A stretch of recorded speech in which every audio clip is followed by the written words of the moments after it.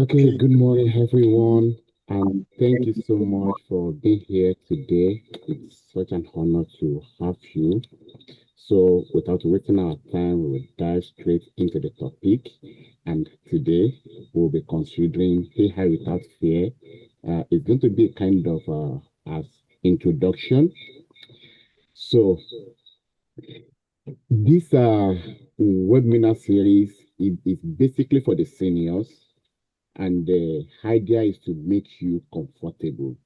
The idea is to make it easy for you to communicate with your gadget, to take the fear of what is going to happen if you are using various type of AI, to take all those fears away. So you don't have any obligation in this training. If you have questions, you can put your question in the chat.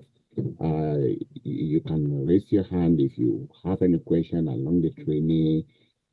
After the training, there's still going to be additional 15 to 30 minutes in case you want to have a personal questions or something like that.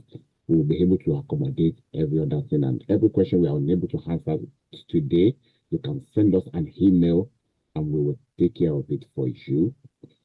So let's go into it, the topic. I know a good number of us are familiar with the terms artificial intelligence, AI for short. You're going to agree with me that you have been doing a lot of activities that are AI related. Directly or indirectly, you may not know it. And why is it that people have fear?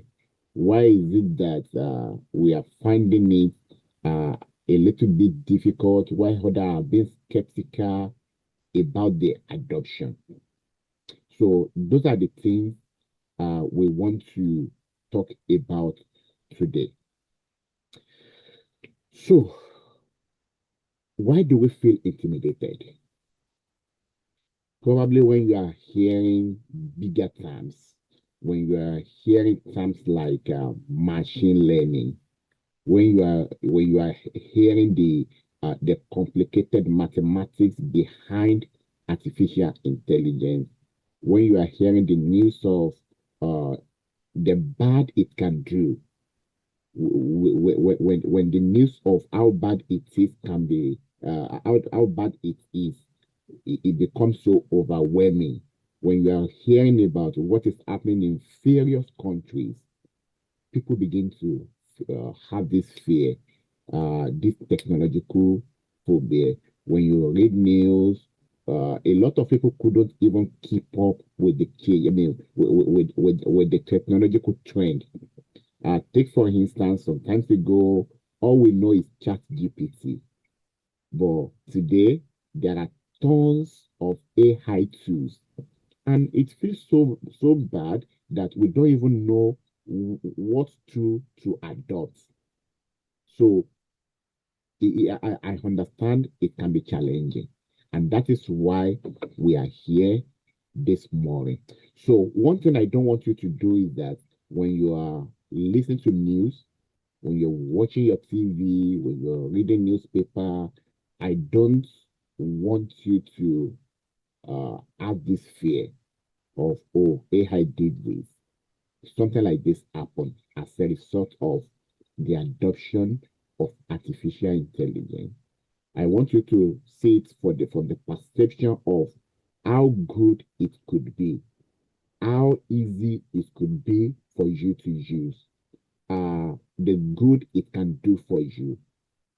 As part of this training today, I will be walking us through some practical applications and how it can enhance the seniors, that the aged people, people that have age on their side, how it can enhance them, how it can make your life much more easier.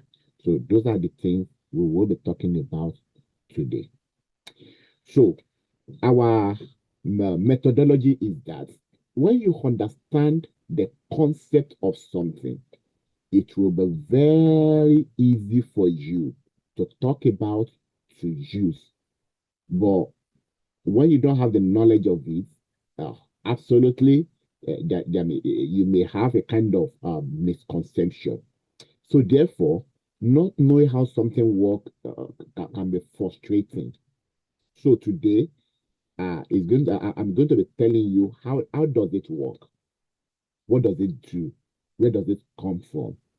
So let's proceed. Now, let's start with what is artificial intelligence. The term artificial intelligence is simply anything that can help your decision making. Anything that you can do, what can make you do it better, what can save your time, but that is not human. Uh, Take for instance, so many years ago, and some of us are still doing it till date. We have something we call diary. Oh, I want to go to the market on so or me tomorrow. I want to visit the clinic tomorrow. I want to take my medication in the morning. We put it in the diary. But come to think of it, what if you forgot? What if you sleep? What if something else happened and you are unable to reach your diary? So all these situations warrant the use of AI. And you've been using all these things. It's just that you don't know. Let's start with your alarm clock. By the time you log into your alarm, you set a reminder.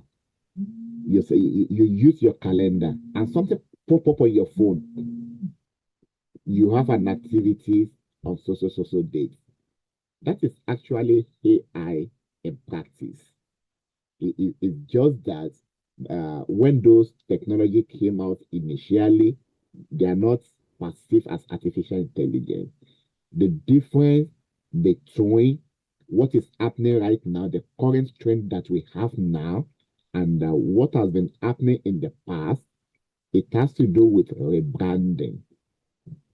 There is really no much difference in you setting your alarm. The only enhancements to it is that, oh, you don't have to type. You can just use a kind of voice command to tell your phone to set an alarm, to tell your phone to set a reminder. So those are just the slight difference, and that is how I want you to see it. So AI is able to perform complex tasks, like something you do every day repetitively, something you okay, take for instance, a few days ago, I have a need to be reading news every day about AI adoption, AI policy. And I ask myself, how long will I do that? What time do I really have to be reading news every day? Then what did I do? I just I set up an AI agent to go to every media platform and extract information, news about AI policy, AI adoption, and give me a report every day. So, and these agents do this for me every day. Uh, it-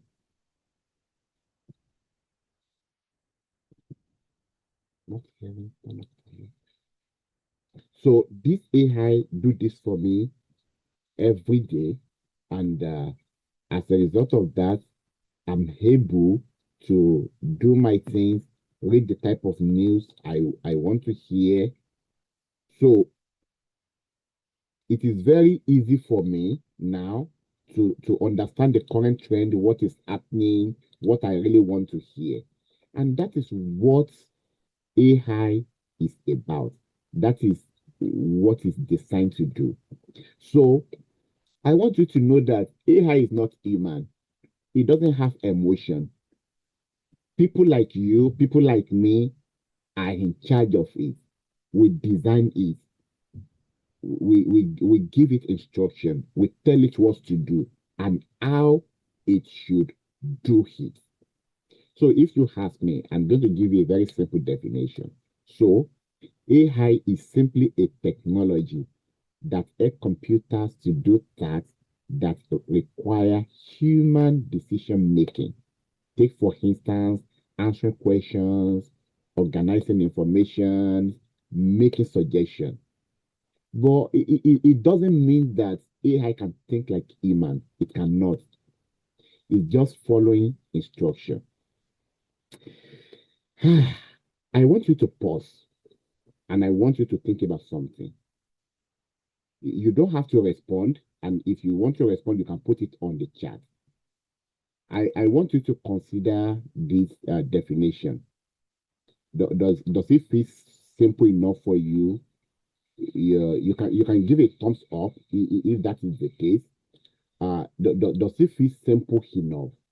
Like, does it make you feel better about what AI is and what it is not? So, we will proceed.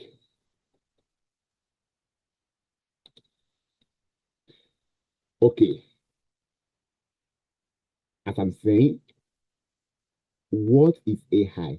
Uh, at this stage, I actually want to give you a distinct of what AI is and what is not AI. So, AI does not think or reason. It's not a human being. AI doesn't have any feelings. It doesn't want anything. As a matter of fact, it does not understand your feelings. So AI only work when you want it to work. It doesn't have emotion. It doesn't have intention. There is no awareness. It does not understand the wrong from the right. So AI cannot replace human judgment.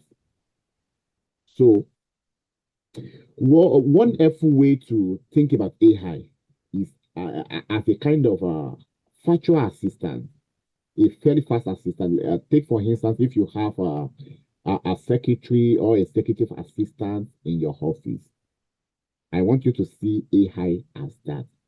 It can quickly look up for information, it can complete simple tasks, but it doesn't really understand the meaning or the context like you that you are given the instruction because it is based on algorithm. So it works based on rules. If this is A, then this must be B. If this is what you want me to do, this is how I am going to get it done. So that is a simple analogy of what AI is and what it is not. So I told you earlier, you are already using AI. It's just that uh, you might not realize it. So I don't know how many of us that are familiar with search engine, search engines like Google.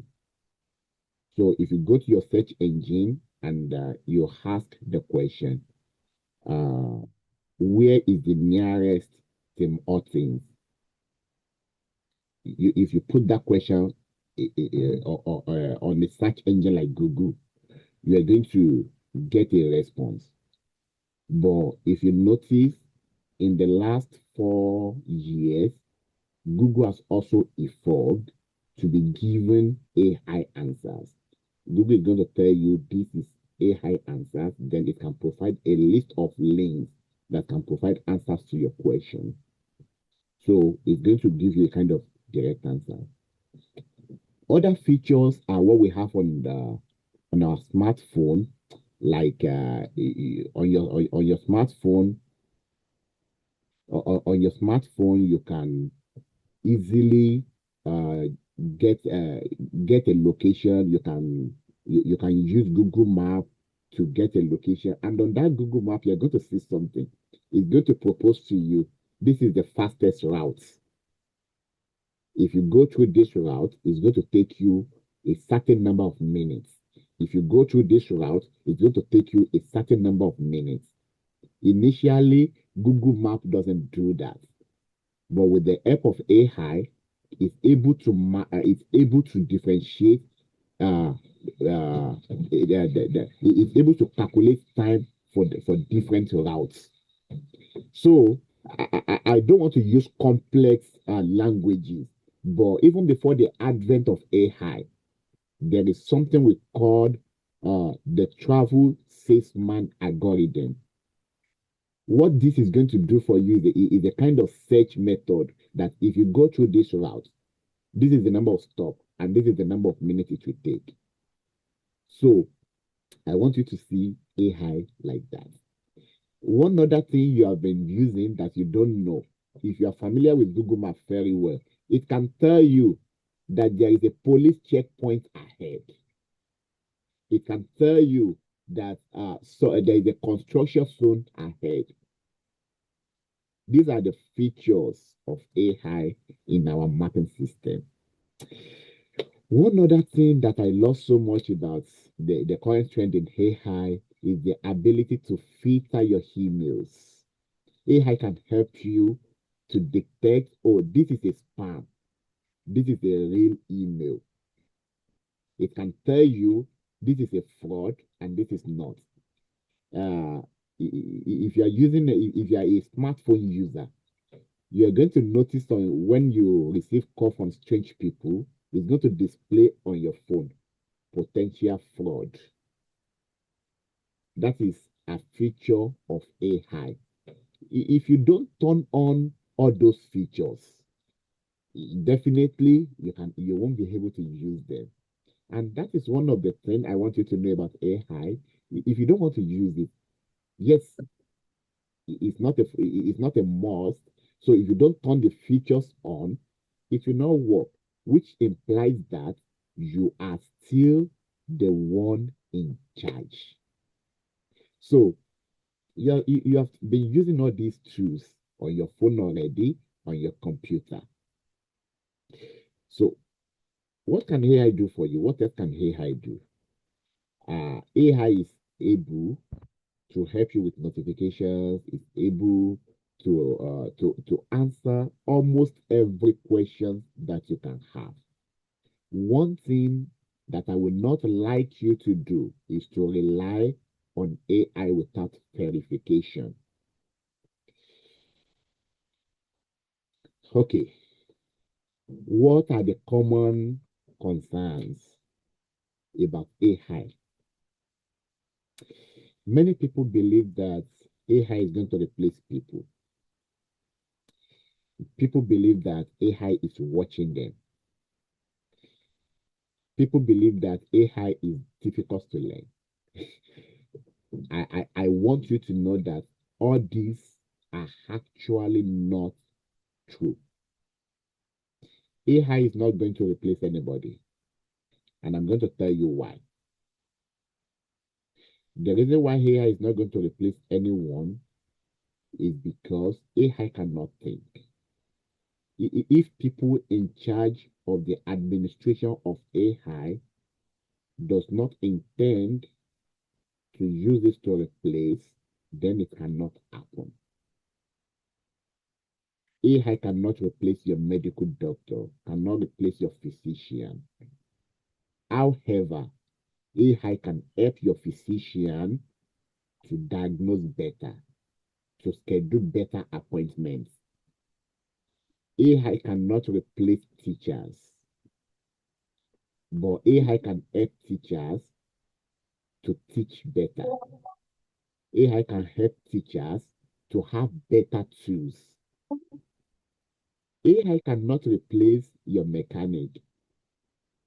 AI cannot replace your vehicle mechanic. It's not possible. All those things require human knowledge. It requires hands-on and series of experience to get them done. So AI will not replace them. I think my question should be: can AI replace you? What are the things that you do that you think AI can do better? Are there anything? Can AI cook better than you? Can AI mop your floor? Can it mow your land? No. But AI technologies can be embedded into your machine to get those things done faster and better. AI can actually do those for you. So I acknowledge the fact that in the years to come, there are certain jobs that may not require human activities any longer. But one thing I want you to know is that as AI evolved, people also evolve. AI is going to create a lot more opportunities, fields of studies that people can rely on, that people can actually use. So I don't want you to have that fear that AI is going to take your job away, is going to take your role away. No, it's not going to happen. Now, let's talk about the safety. Are you safe while using AI? So that solely depends on you, whether you are safe or not. And the question is this: what are the features that you turn on your phone? What are the features that you turn on your computers? During the process of getting an application installed on your computer or on your phone, there are privacy policies that you need to read through. If you are good with those privacy policies and you think it is safe for you, then you can go ahead and get that application, install that software. But if you know that this is going to be intruding into your privacy, then you let it go. I'm going to give you a very practical example.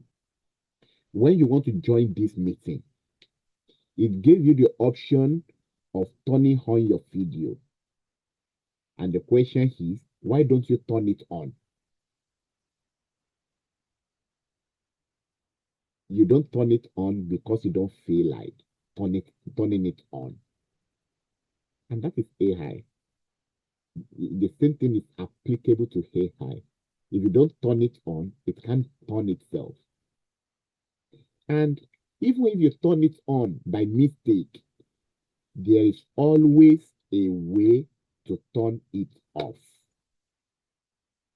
Okay, I'm going to give you another practical example. I have I have a situation with someone a few weeks ago, and there is a pop-up of ad. I mean, advertisement on the computer of this my friend. Anytime this my friend turn on his computer, there's always an ad that is popping up repeatedly and is not allowing uh, uh, him to get things done. When he opened a page, they had a pop up, and he called me. It was on Sunday. It was on a Sunday morning like that, and he called me. I booked an appointment, and I look into it, and I begin to review the log of activities on that computer, and I discovered that he actually installed an application. So what does this application do? This application promise to ensure that he optimize his memory space, the space on his computer, which is a very good app, right? But he did not know that using that app is going to be bringing unsolicited advertisement on this computer. And how do we solve it? We uninstall it because the purpose of technology is to make our life easier. So, what good is a technology that is obstructing us, that is not allowing us to enjoy our gadgets, that is not allowing us to use our gadgets the way we want to use it? So we turn it off. If you are in that situation, I encourage you, just turn it off, delete it if it is not useful. So, what I'm trying to establish is that your safety is in your hand. You can turn it off. You don't have to use it.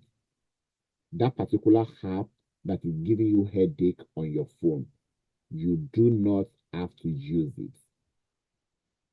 As a matter of fact, any app on your phone, any app on your computer that is giving you headache that you have to think so much about doesn't worth it. If it is creating more problem than the solution that is offering you, then it doesn't worth it. So, what are the other concerns? The other concern is it too hard to learn? Come to think of it, is there anything that is actually too hard to learn? I'm going to say no. It still depends on you. The first question is, do you need it? If yes, then you have a motive already. You have a drive, something that is driving you to use it. So learning complexity can be so serious and detrimental. But I want you to know that there is no AI tool that should be difficult to learn. We are going to be going through some practical session this morning, and that is going to help you to know that it's actually not difficult for you to use artificial intelligence. It's not difficult at all. So one thing I want you to do is that I want you to be cautious. And when you are cautious, it doesn't mean that you should be resistant. Being cautious doesn't mean resistance. It's good that you take cautions, but don't resist the use of AI. It's going to help you. Okay, I have seen a lot of myth and reality. Well, one thing is one common myth is that AI control people. Uh, no, AI doesn't control people. As a matter of fact, people control AI. You choose when to use a tool, what information to share, and when to stop. So the whole control remain with you. Let's talk about privacy, which is another concern.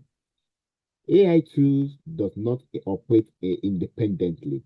Your your permission still is still required.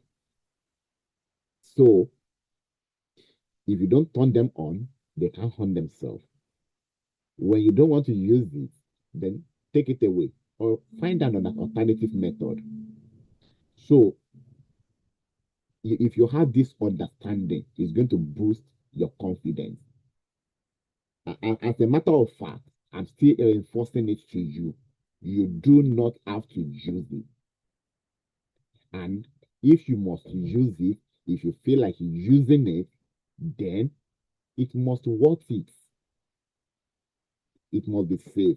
So the control is in your hand. You have the right, you have the ability to use it, to stop it, to enhance it anytime you want. Okay, now let's go to the demonstration. If you have your phone with you, we are going to be practicing some things this morning, and you're going to discover that AI can do a whole lot of things for you. So I want you to ask AI a question. Before that, yeah, I'm not going to recommend any AI tools to you. So the most common AI tool that people use is ChatGPT. If you have that on your phone or on your gadget, you can try to use it now. Other tools you can use is the Microsoft Copilot. You can use DeepSeek. There are tons of those AI. So if you don't have any on your phone, you can go to your browser. If you go to your browser, just type uh any AI tool, and anyone that you think you're comfortable with, you can use. So as a senior, what are the things you can use AI for? You can actually ask these short questions. What are the 3 simple exercises I can do at home to stay active? Now, look at that question. What is it doing to you? If you, there are 3 sections to that question. The first thing is, uh, what are the exercises I can do? Another constraint is, at the comfort of my home, and to stay active. So if you have the type of AI that I'm using, it could recommend to you that, oh, short daily walks, gentle stretching exercise, chair-based strength exercise. These are the type of questions you can ask AI. Take, for instance, you have a lot of food items inside your refrigerator, but you don't know what to eat. You can ask AI, I have this, I have this, I have this. What do you think I should eat? Even when you have any allergies, you can state it there. So, directly or indirectly, if you have this question of a simple exercise to do at home, AI is simply acting as your gym assistant, as your what do they call it? Uh, a kind of life balance assistance, like a companion. I want you to see AI as a companion in this regard. So AI will quickly provide information on all these type of questions. I want you to notice that AI is not replacing your physiotherapist. It's not replacing your doctor or your healthcare professional. It's simply helping organize information and providing a starting point. So the important thing is to remember that AI can save time, and it can make information easy to find. So these are the things that AI will be doing for you. Let's look at another practical example. Another practical example could be, oh, you as a senior, you don't want to start composing text messages. Take for instance your children birthday, your spouse birthday, your friends invite you to an anniversary, and you want to like send a greetings to them. You can practically use AI to get all these things done. So you can try this exercise as well. Like, write a short birthday message for my granddaughter. And AI is going to suggest series of messages that befit your daughter. You can go ahead by providing a certain description of your daughter. You don't have to tell AI the name of your daughter. You don't have to provide the age or the address. You can tell AI one sweet thing about your daughter, and it is going to draft that message. It's going to draft that message according to those specifications. One thing I want you to be careful of is the amount of information that you are providing. Because if you don't provide it, it cannot be taken away from you by force. So, if you want to compose that email, you can use AI to compose that email. Provide context. Tell AI a story. Then it can generate a very good email for you. But one thing I don't want you to do is to copy that email and send it just like that.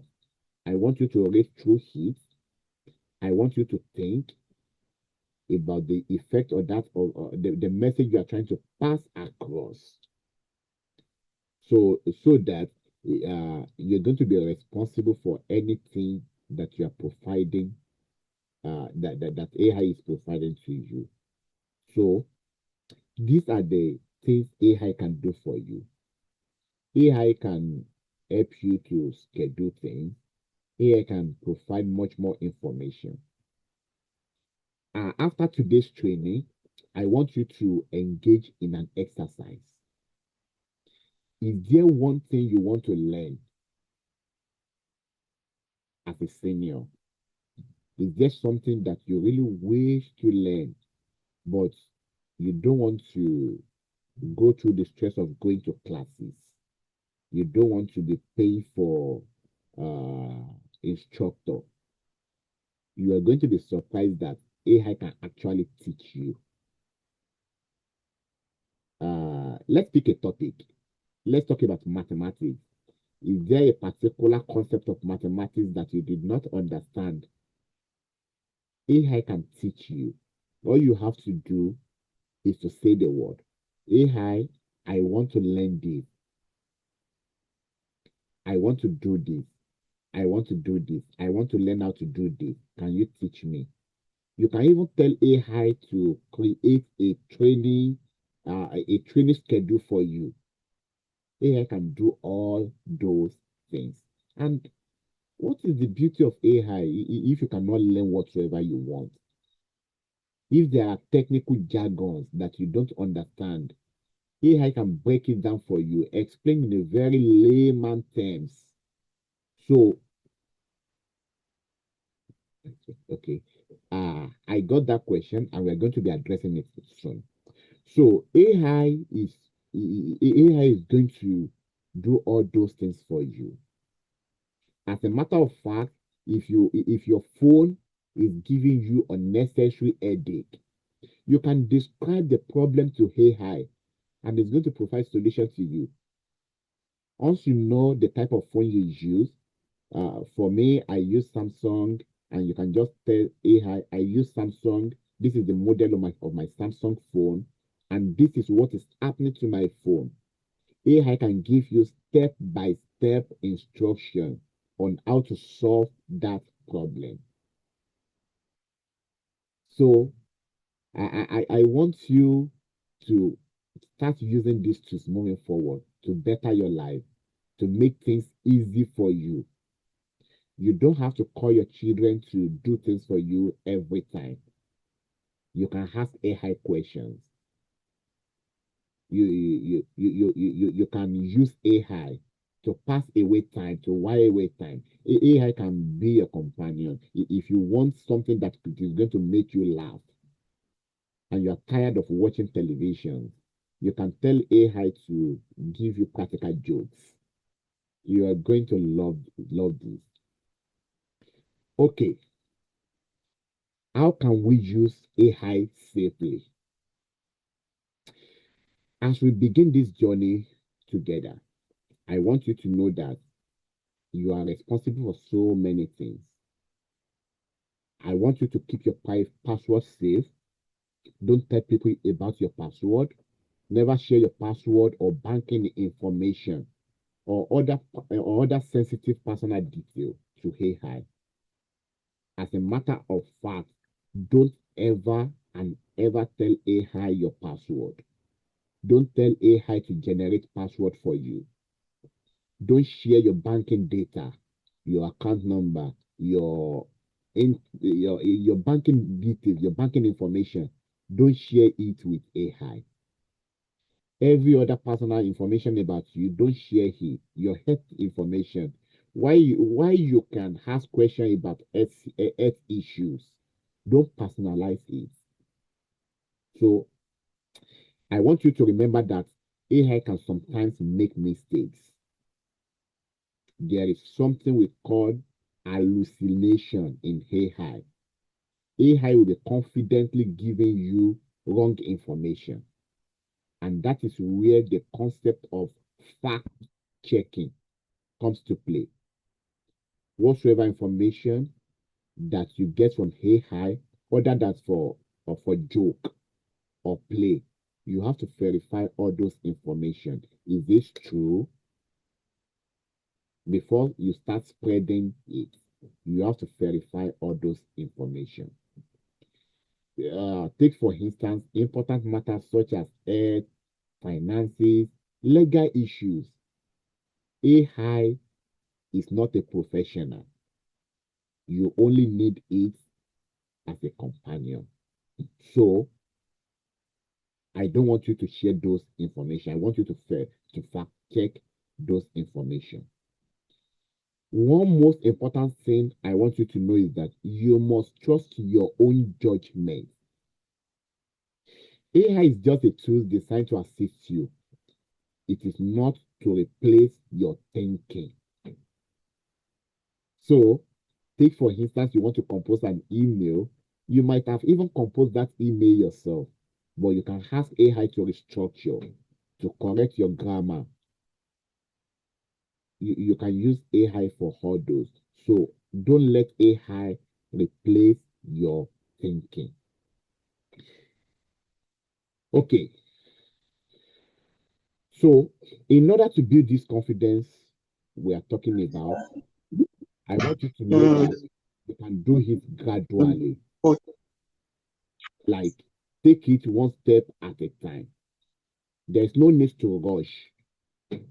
You don't have to rush anything. Just do it your own way, one step at a time. I want you to know that you are allowed to move at your own pace, explore when you wish, and stop when you choose. Before we go today, I want you to take a moment to think about one small way that AI can help you.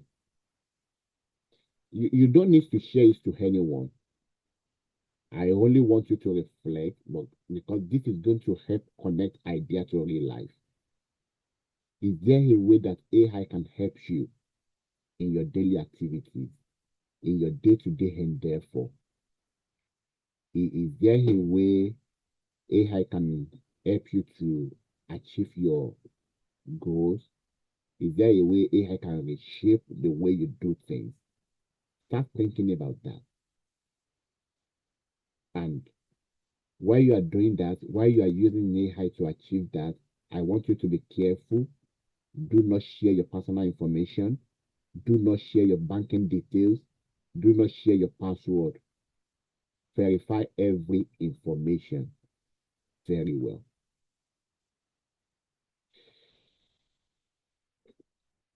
Before we go today, I want you to remember three things. AI is a tool. It is not a threat. Number two, I want you to know that you are always in control. And finally, I want you to understand, even at simple level, starts by understanding bit by bit. Because when you take it step by step, it's going to reduce the fear. Thank you so much for spending this time with us today. And I hope this session leaves you with a feeling and confidence to start using AI better. Next Saturday, we will be talking about much more interesting topics on how to make you use your gadget conveniently. I want you to watch out for our next email. It's going to be the same time. You can use the same link, Zoom link to join the training. It's going to be at 10 o'clock and it's going to be just for 45 minutes. So we're going to be exploring a very new topic that relates to what we are talking about today. Thank you so much for being part of our journey today. And this is here where we draw the curtain.